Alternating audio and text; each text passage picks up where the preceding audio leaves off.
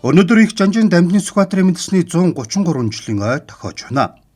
Мэндэлсэн өдрөг тохиолдуулан улсын их хурлын дарга Монгол Ардын намын дарга учрал ерөнхий сайд Зандан Шитар болон төр нийгмийн зүтгэлтнүүд Сүхбаатар Жанжны хөшөөнд хүндэтгэл илэрхийлж цэцэг өргөлөө.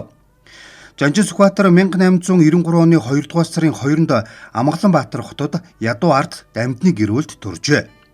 Багаасаа хүнд барих амьдралыг туулж 15 настайдаа бичиг үсгэд суралцсан. 1911 онд цэргийн албанд орж, полимент сумангийн даргаар ажиллаж, эх орноо гадны төрөмгөлөөс чөлөөлөх дайнд оролцож, Баатар цолоор шагнуулсан юм. Сүхбаатар 1921 онд ардын хувьсгалыг удирдан Монгол улсын тусгаар тогтнолын төлөө тууштай тэмцэж, ардын засгийн газрын цэргийн яамны сайд бүх зэргийн Жанжин болсон.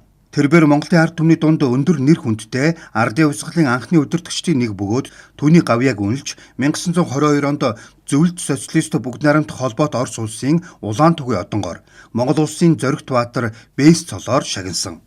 Түүний нэрээр олон байгууллага гудамж талбайг нэрлэж түүний дурсгалыг мөнхжүүлжээ.